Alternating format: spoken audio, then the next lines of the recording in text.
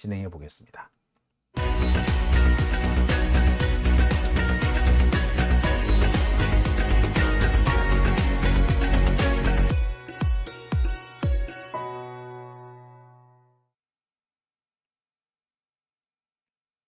네, 오밤중의 뉴스 함께하고 계신 지금 시각 11시 40분을 지나고 있습니다. 자, 시간이 조금 많이 지났네요. 제가 늦게 출발했는데 서론이 너무 길었던 것 같습니다. 길었던 서론만큼 많은 얘기를 했으니까 이제 본론에서는 핵심만, 에센스만 쪽쪽 뽑아서 말씀드리겠습니다. 오늘 제가 준비한 첫 번째 주제는요. 고발사주 사건의 핵심 피고인 손준성 검사장 만들기입니다. 자, 손준성이 어떤 사람인지 여러분 다들 아시는 분은 아실 겁니다. 기억하시는 분은 기억하실 거예요. 손준성은요, 검사입니다. 그리고요, 이 손준성이 대검찰청 범죄정보, 수사정보정책관실에서 일하고 있었죠. 그리고 이 손준성이 아마 작성했을 것으로 보이는, 혹은 손준성의 부하 직원이 작성했을 것으로 보이는 고발장을 손준성이 김웅 의원한테 전달하고 김웅 의원이 그것을 조성은 씨한테 전달해서 고발하라고, 검찰이 이걸 좀 고발해줘라고 고발 사주를 벌인 사건입니다. 자, 이 사건은 단순 고발 사주 사건이 아니고요. 이거는 검사가 정치적 중립을 위반한 사건입니다. 이거는 제가 볼 때 손준성은 탄핵을 당해도 되는 거예요. 검사가 어떻게 이 특정 정당한테 고발해달라고 고발장을 줄 수가 있습니까? 혹은 특정 정당의 후보자하고 고발 여부를 논의하는 그런 문자 메시지를 주고받을 수 있단 말입니까? 그렇게 해서도 안 되고 있을 수도 없는 일이죠. 자, 그렇게 있을 수 없는 일을 한 손준성이 조만간 검사장이 될 거랍니다. 제가 볼 때 그렇습니다. 피고인 상태에서, 특히 형사재판, 중요 형사재판의 피고인인 상태에서 검사장이 된 사례가 없습니다. 피고인이 되는 순간 일단 검사장이더라도 물러나고요. 검사장이 아닌 경우에도 다 어디로 쫓겨간다? 법무연수원으로 가는 것이 정석입니다. 근데 지금 손준성은 서울고검 공판 송무부장으로 떡하니 버티고 있는 상황 아닙니까? 그런데 법무연수원에 가지 않고 현직에 있다라는 것도 문제인데 그 손준성이 검사장으로 이번에 승진할 거랍니다. 이것은 결국 뭘 말하느냐? 저는 이렇게 봅니다. 이거는 손준성 무죄 만들기.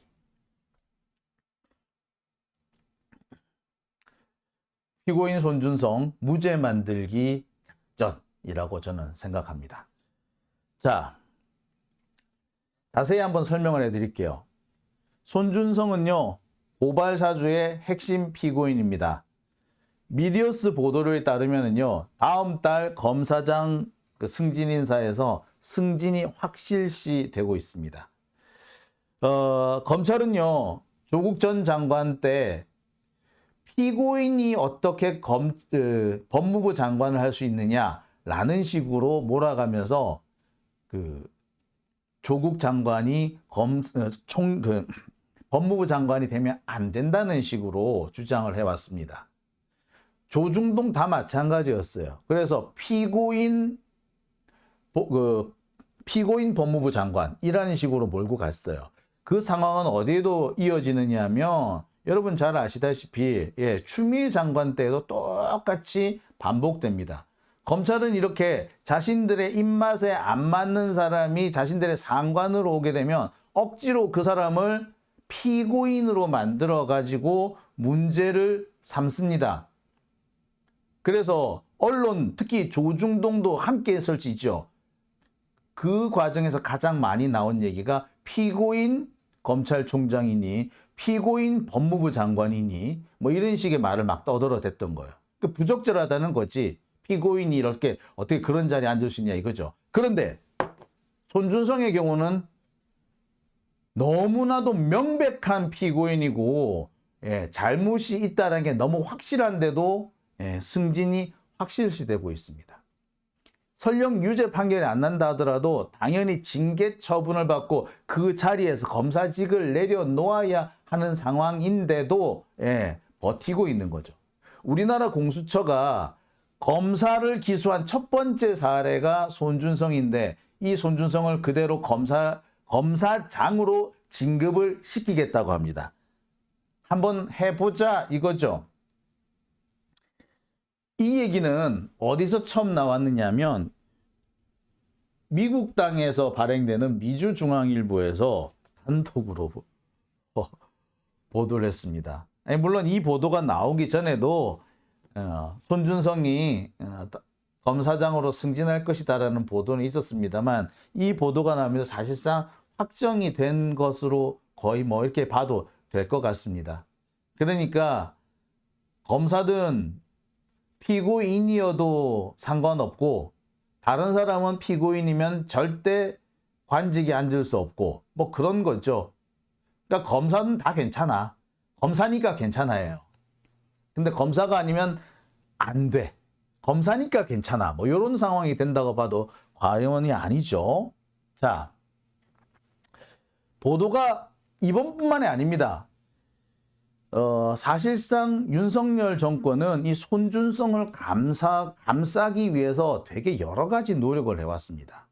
손준성이 기소가 된 것은 2020년, 그러니까 그 윤석열 정권이 출범하기 직전에 공수처에 의해서 기소가 되거든요. 그런데 그때마다 윤석열 정권은 이 손준성을 영전을 시키거나 승진을 시켜가지고 어떻게든 손준성은 윤석열이 보호하는 사람이야 라는 것을 대외적으로 천명하기 위해서 대단히 많이 노력을 했습니다.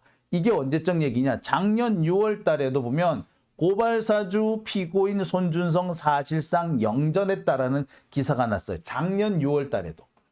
자, 피고인 손준성 영전 이러고도 친분 인사 부정할 수 있나? 자, 작년 6월 28일 한겨레와 경향에 보도됐던 내용입니다. 이게 뭐냐면 당시 손준성은요. 법무연수원에 그 배치가 돼 있었죠. 법무연수원이 뭐냐면 이렇게 문제가 된 검사들을 뭐 이렇게 그 논란거리가 됐다거나 또는 내쫓으려고 준비되어 있는 검사들을 다 그쪽으로 보냅니다. 또 이렇게 손준성처럼 뭐 기소가 됐다거나 또는 뭐 징계 대기를 하고 있는 이런 경우에는 법무연수원으로 보내는 그런 경우가 많았죠. 그래서 법무연수원에 가 있던 손준성을 서울고검으로 데리고 와요. 서울고검 공판송무부장에 앉힙니다. 그러니까 사실상 유배지에 가 있던 손준성을 서울고검의 아주 노른자 위 자리로 앉혀준 거예요. 서울고검 공판송무부장은요. 지금은 여기가 검사장 직위가 아닙니다만 옛날에는 검사장만 앉는 직위였어요. 그러니까 서울고검 공판송무부장을 앉혔다는 것은 뭘 의미하느냐. 사실상 다음 차례에 너 검사장 시켜줄게 라고 한 것과 똑같아요. 자, 그런데 아까도 말씀드렸듯이 손준성은 현재 재판을 받고 있습니다. 고발사주 사건으로. 피고인이에요. 피고인인 만큼 이 사람은 사실상 검사직을 내려놓고 퇴직을 하거나 그게 아니라면 법무연수원에 가 있어야 정상이에요. 근데 이 사람을 현업부서로 데리고 온 것도 부적절한데 그것도 영전을 해서 데리고 왔고 그나마 이번에는 승진까지 시켜주겠다는 겁니다. 이게 도대체 뭘 의미하는 걸까요? 자, 하여튼 뭐 이런 보도들이 계속 나왔어요. 이게 작년 6월 28일 날 뉴스버스에서도 이런 기사가 났었어요. 자, 현재 이 손준성은요, 유죄 판결 가능성이 매우 높습니다. 고발사주 사건의 핵심 피고인인 손준성은 그 사건에서 유죄 판결을 받을 가능성이 매우 높은 상태다. 왜? 지금 현재 고발사주 사건이 되게 느리게 진전이 되고 있죠. 재판이 시작된 지 벌써 1년이 훌쩍 넘었는데 증인이 제대로 나오지 않아가지고 혹은 이 증거조사가 제때 이루어지지 않아서 좀 차일피일 미뤄지고 있는 상태였습니다. 자, 하지만 이렇게 미뤄지고 늦춰지는 이 재판이긴 하지만 그래도 지난달, 저지난달 하여튼 뭐 올해 뭐 5, 6월부터 주요 증인들이 재판에 나와가지고 증인하기 시작합니다. 대표적인 증언이 바로 조성은 씨, 고발사주 사건의 제보자죠. 그 다음에 전혁수 기자, 이 고발사주 사건을 최초로 보도한 기자입니다. 이들을 통해서 손준성 보냄, 즉 손준성이 고발장을 만들어서 보냈다라는 그런 증거들이 또는 뭐 증언들이 나왔다고 보면 돼요. 그러니까 손준성 보냄이라는 그 메시지가 사실상 손준성을 특정했고 손준성이 범행에 관여했다라는 것을 입증하고 있다. 이런 게 거의 드러난 상황이라 봐야 되겠죠. 손준성하고요, 김웅 의원 같은 경우에는 이거 손준성이 보낸 것이 아니라 다른 사람이 끼어들어가지고 손준성을 사칭한 거다라는 식으로 이렇게 많이 얘기를 합니다. 하지만 그 누구가 누구인지는 아직까지 대략적으로도 말 못하고 있습니다. 김웅도 그렇고요, 손준성도 그렇고요, 잘 모른다는 식이에요. 사실 이 김웅 의원은 기소는 안 됐지만 손준성보다 더 나쁜 사람이죠. 재판에서 유죄 선고를 이 사람은 영구히 정치라는 걸 하면 안 될 사람이죠. 검찰권을 이용해 가지고 이 뭐 정치 모략질을 하겠다라고 기도한 사람이잖아요. 이런 사람이 국회의원을 한다? 있을 수가 없는 거죠. 만약에 국회의원에서 제명을 해야 된다면 이런 자가 제명돼야 되는 겁니다. 저는 그렇게 생각이 들어요. 김웅 의원, 이 사람 제명당해야 돼요. 이 사람이 제명당해야 되는 거예요. 제명이라면. 자, 여하튼 이 고발사주 사건은 아시다시피 2020년 총선을 앞두고 검찰이 유시민, 최강욱 의원을 억지로 수사하기 위해서 조성은 씨한테 고발장을 써주면서 고발하라고 종용한 사건입니다. 자, 손준성 검사가 김웅한테 고발장을 보냈고 이것이 조성은 씨한테 전달이 됐죠. 자, 그런데 이 조성은 씨가 뭐 어찌어찌 하다가 보니까 손준성 보냄이라는 그런 메시지를 보게 된 거예요. 요것을 가지고 이 사건의 단초가 하나씩 드러나게 된 겁니다. 조성은 씨는 김웅한테 받았는데 김웅이 전달해준 그 고발장이 보니까 손준성 보냄이라고 돼 있더라. 그러면서 이 김웅 의원은 요거를 대검에 접수시키라고 했다라는 거예요. 자, 이게 고발사주 사건이죠. 여러분 기억하시죠? 자, 조성은 씨는 이 이후에 상당히 많이 고통을 받았고요. 어떤 경우에는 뭐 조중동으로부터 엉뚱한 비난도 받았습니다. 특히 뭐 월급을 안 준다든지 뭐 이런 식으로 개소리를, 그러면 이상한 소리 하여튼 욕을 많이 먹었어요. 엉뚱한 얘기를. 하여튼 뭐 그렇게 됐었습니다만 이 사건에서 유일하게 기소된 사람이 손준성입니다. 김웅 의원이 고발장을 전달해 줬기 때문에 손준성이 쓰고 김웅이 전달했기 때문에 김웅도 분명히 기소를 당해야 합니다만 김웅 의원은 지금 빠져나가 있는 상태예요. 그렇죠? 손준성 같은 경우는 검사니까 공수처에서 기소를 했는데 손준성 같은 경우에는 당시 검사도 아니었고 국회의원도 아니고 국회의원 후보 신분이었기 때문에 아슬아슬하게 빠져나갔습니다. 그래서 검찰에서 기소를 해야 되는데 검찰이 기소를 안 했죠. 그러면서 지금 기소를 피하고 있는 뭐 그런 상태입니다. 자, 여하튼 이 재판이 진행되고 있는 와중에서 자, 결정적으로 몇 가지 중요한 증언이 나왔습니다. 김웅 같은 경우에 법정에서 계속해서 모르쇠 전략으로 일관했습니다. 나는 모르요, 나는 모르요. 이 목소리가 네 목소리 아니냐? 나는 모릅니다. 고발장 이거 아무리 봐도 네가 기억을 해야 정상인데 왜 기억 못할까? 글쎄요, 저도 답답합니다. 뭐 이런 식으로 버텼습니다. 모르쇠 전략으로 계속 했었죠. 자, 그런데 이 모르쇠 전략이 오히려 손준성한테는 마이너스가 된 것 같습니다. 누가 보더라도 뻔히 눈에 보이는 상황인데 모른다 했다라는 것은 김웅이 범행을 숨기려고 하고 있다라는 것을 사실상 웅변하고 있는 거나 다름없었거든요. 달리 말해서 김웅이 그런 식으로 나온다는 것은 손준성이 범행을 저질렀다는 것을 반증하는 그런 양상이 돼버린 겁니다. 그 와중에서 아까도 말씀드렸습니다만 조성은 씨나 전혁수 기자 등등이 아주 핵심적인 증언을 합니다. 특히 전혁수 기자 같은 경우에는 내가 조성은 씨로부터 이 고발장 사본을 전달받은 다음에 김웅 의원한테 전화해가지고 이렇게 저렇게 물어봤다. 그랬더니 김웅이 그거 공직선거법 위반 이렇게 바로 사건에 대해서 알아듣더라. 자, 내가 자세히 얘기도 안 했는데 서론을 막 꺼냈는데 고발장 내용을 정확하게 알고 있다는 것은 이미 김웅이 단순히 전달자 역할만 한 것은 아니다라는 걸 입증한다 라는 얘기까지 하죠. 자, 뿐만 아니라 조성은 씨 같은 경우는 법정에서 그 당시에 어떤 과정을 통해서 김웅을 만났고 김웅하고 만나는 자리에 중앙일보 애들이 와 있었고 막 이런 얘기를 쫙 늘어놓습니다. 자, 그러면서 누가 보더라도 손준성이 범행을 저질렀다라는 것은 명백한 상황이 돼버린 거예요. 자, 아마 뭐 검찰에서는 어떻게든 간에 이 손준성이 뭐 빠져나오게끔 하려고 뭐 되게 노력을 그동안 많이 했어요.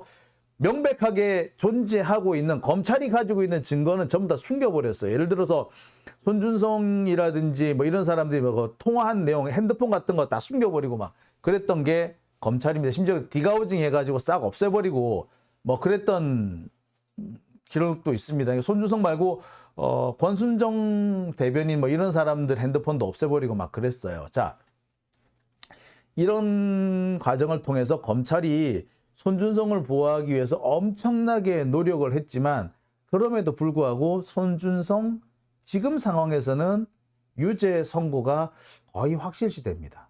특히 나름 손준성을 보호하기 위해서 모르쇠 전략을 폈던 김웅, 그 모르쇠 전략이 결과적으로 오히려 손준성을 불리하게 만들었는지도 모르겠어요. 자, 상황이 이렇게 되니까 윤석열 정권은 상당히 난감해진 겁니다. 자칫 이게 문제가 다시 번질 수도 있을 거라는 생각이 들거든요. 자, 이 고발사주 사건 당시 상당히 심각했었습니다. 그리고 이 고발사주 사건과 관련해 가지고 윤석열이 수사를 방해한 그런 대목이 너무 많이 등장을 한단 말이에요. 뿐만 아니라 지금 윤석열 정권의 핵심적인 인물들이 다 수사를 방해했다라는 그런 의혹을 사고 있는 것이고, 아니 더 나가서 이 손준성이 왜 그랬겠느냐, 결국에는 윤석열의 지시에 의해서 한 게 아니냐라는 의심을 받을 수밖에 없는 상황이란 말이에요. 따라서 손준성이 유죄 판결이 난다면 향후 어떻게 후폭풍을 겪을 것인가 알 수가 없어요. 자, 그러니까 검찰 입장에서는, 아니 윤석열 입장에서는 무슨 수를 써서라도 손준성을 무죄로 만들 필요가 있는 겁니다. 자, 그래서 손준성을 검사장으로 만들려고 하는 거예요. 손준성이 검사장이 된다는 것은 뭘 말하겠습니까? 나 윤석열이 손준성을 이렇게 아껴, 손준성은 나의 사람이야. 그래서 다른 사람 같았으면 벌써 쫓겨났어야 될 인물이지만 손준성이니까 내가 데리고 있는 거야. 자, 그런데 니들이 유죄 판결을 내리겠다고? 라는 메시지를 주는 거죠. 사실상. 역대 형사 피고인 상태로 검사장이 된 사례가 없어요. 검사장들도 형사 피고인이 되면은 물러나거나 적어도 현업에서 물러나가지고 법무연수원으로 가는 경우는 있죠. 그런데 형사 피고인 상태에서 승진을 하는 사례는 아예 없습니다. 검사장뿐만 아니라 대부분 다 마찬가지예요. 형사 피고인이 되면 검찰 옷을 벗는 게 대부분이에요. 그런데 이 사람을 우리 승진을 시킨다? 이것은 검찰이 사실상 재판에 외압을 행사하는 겁니다. 검찰이 외압을 행사하는 게 아니라 윤석열이 외압을 행사하는 거죠. 아까도 말씀드렸듯이 야 판사, 어이 재판장 양반, 유죄 판결하면은 나 윤석열하고 척지는 거야. 할 수 있겠어? 감당할 수 있겠어? 라는 메시지를 주겠다는 거죠. 지금 딱 그 상황이에요. 설마 손준성을 검사장에 진급을 시킬까? 에이, 그렇게까지는 못할 거야 라고 생각했는데, 예, 윤석열이라면 할 수 있는 거죠. 그러니까 윤석열 정권 또는 한동훈 이 정권의 이 특징은 무엇이냐? 정말 최소한의 금기나 최소한의 지켜야 될 도리, 예의라는 것을 지키지 않는다는 데 있습니다. 내가 그런 걸 왜 지켜야 돼? 내가 싫은데? 내가 굳이 그 친구를 지켜야 돼? 라는 식으로 나서는 거죠. 그런 식으로 나가는 거예요. 지금까지 검찰이 최소한의 뭐 예의 또는 뭐 자제력 또는 일정한 이건 아니야라는 금기 뭐 이런 게 이른바 선이라는 게 있었는데 한계선이라는 게 있었는데 윤석열 시대에 와가지고는 그런 한계선 자체가 존재하지 않는 게 돼버렸어요. 그 중에 하나가 피고인인데 검사장 진급을 시킨다는 거예요. 왜 이걸 안 하느냐? 이것이 사실상 검찰이 재판에 외압을 행사하는 것이기 때문에 피고인인 상태로 검사장 진급을 못 시켰던 거예요.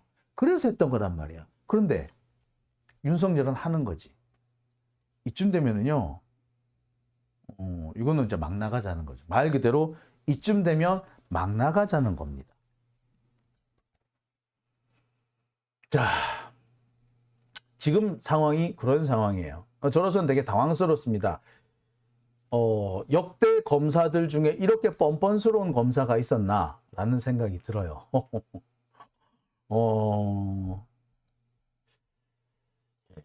참 놀랍습니다. 근데 더 말을 못 하겠습니다.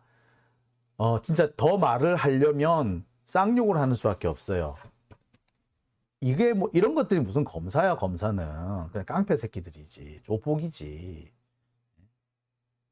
검사를 사칭한 조폭이지. 얘들이 어떻게 검사입니까? 어떻게, 검사장 진급을 시켜준다고요? 참 못된 거지. 자, 그만큼 눈에 보이는 게 없고 안하무인이에요. 내가 권력을 잡았는데 내가 왜 그래야 되는데? 내가 갑인데 뭐 이런 거죠. 참 대단합니다. 자, 윤석열 정권 앞으로 어떻게 흘러갈지 모르겠습니다. 자제를 한다는 것은 그만큼 어떻게 보자면 오히려 힘이 약하기 때문에 자제를 한 것이 아니라 강하기 때문에 자제를 하는 것이고, 그러기 때문에 나에 대한 공격이 그만큼 줄어들 수도 있는 겁니다. 그런데 자제를 안 하고 내가 할 수 있는 최대한 내가 가진 힘을 다 쓰겠다, 내가 주먹 휘두를 수 있을 때 다 휘두르겠다라고 하게 되면요, 상대방은 더 세게 나올 수밖에 없어요. 그래? 그러면 우리도 우리가 할 수 있는 거 다 하겠어. 권력을 가진 대통령이 네가 가진 권력을 다 행사하겠다고? 좋아. 우리도 우리가 가질 수 있는 힘을 다 한번 써볼게. 라게 되는 거예요. 그래서 요 정도는 넘어가서 안 되는 선이라는 게 다 존재했던 겁니다. 그 선을 넘어가기 시작하면 상대방도 선을 넘게 되고, 그렇게 되면 사생결단으로 싸울 수밖에 없기 때문에 그런 최악의 상황을 막자는 것이 선을 지킨다라는 건데, 이 정권은 그게 없어요. 그런 측면에서 보자면 오늘 이재명 대표께서 윤석열 정권에게 한마디로 민중항쟁을 선포하면서 무기한 단식 농성에 들어가겠다라고 한 거는 어떻게 보면은 민주당에서 선택할 수 있는 몇 안 되는 그런 방법이 아닌가. 선을 넘지 않으면서 선을 넘은 윤석열 정권한테 경고를 할 수 있는 마지막 몇 안 되는 그런 수단이 아닌가라는 생각을 하게 되네요. 자, 이준우님, 양평 피고인 국장 승진함. 그것도 같은 거겠네요. 안철영인가 하는 사람, 공흥지구 사건으로 기소가 되어 있는 사건인 상태였는데 이 사람이 국장으로 진급한 것도 어떻게 보자면 같은 맥락이라고 볼 수 있겠네요. 그 정도로 뻔뻔스러운 거죠. 다른 누가 그런 짓을 할 수 있겠습니까? 웬만큼 간이 붙지 않고서는 그런 거 할 수 있는 사람은 없을걸요. 억울해도 그렇게는 못하는 정말 억울한 경우에라도 그런 식으로 하지는 않을 것 같은데 참 그렇죠. 자, 오밤중의 뉴스 제가 준비한 첫 번째 순서는 여기까지입니다. 이어서 두 번째 주제로 넘어갑니다. 국유화 폐간 어떤 대통령도 할 수 없는 일인데 감히 제가 어떻게 그런 말을 한다는 것입니까? 이치에 닿지 않는 말을 가지고 사람을 이렇게 몰약해서는 안 됩니다.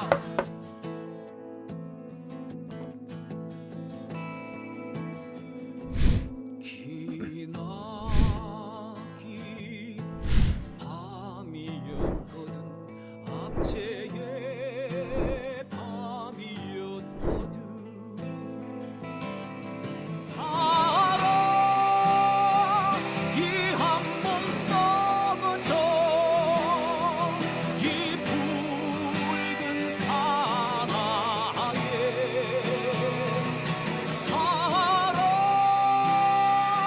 해방의 횃불 아래 벌거숭이 사나예